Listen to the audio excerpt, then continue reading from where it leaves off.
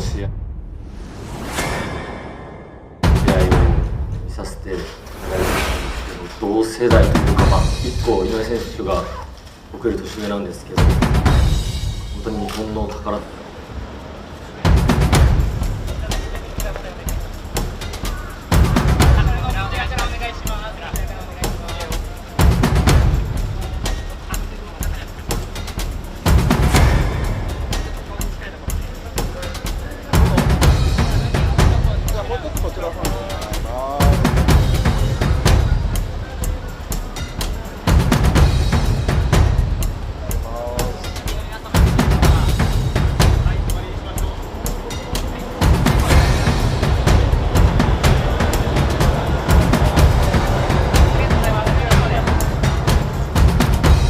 Hello guys, welcome back to our channel Winsworld TV.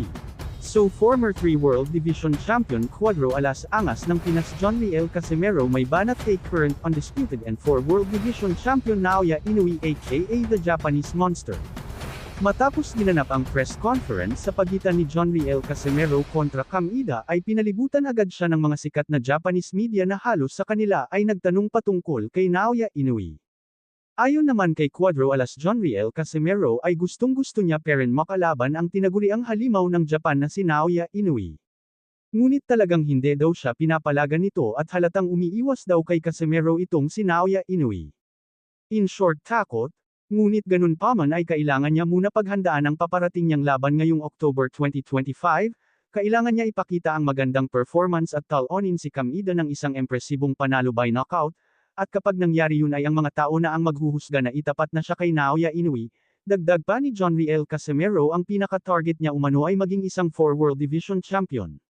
Ngunit ganun pa man ay sinabi rin ni John Riel Casimero na gusto niya talagang labanan si 2 Division World Champion Luis Neri talaga ang gusto niyang makalaban at hindi si Cam Ida.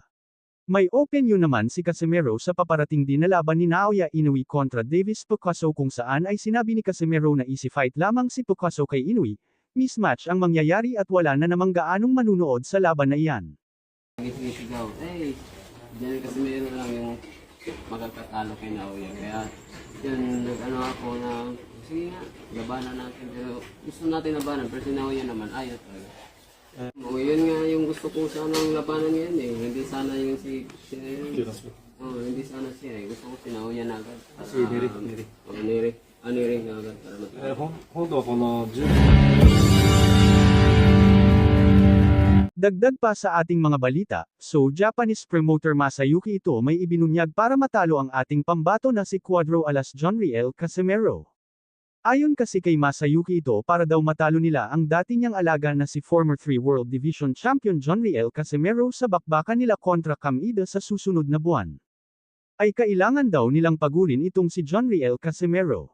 Makikita daw na sa una hanggang ikatlong round ay makikitang napaka-agresibo itong si John Riel Casimero at susubukan tapusin ang laban sa round 1 to round 3, ngunit kapag daw ito umabot sa ika-4 na round ay kailangan ng targetin ni Cam Ida ang liver shot at another shot itong si John Riel Casimero, kasi sa pagkakataon na ito ay pagod na yan, kaya kailangan ni Cam Ida samantalahin ang kahinaan ng ating pambato na si John Riel Casimero, hanggang sa ito ay bumagsak.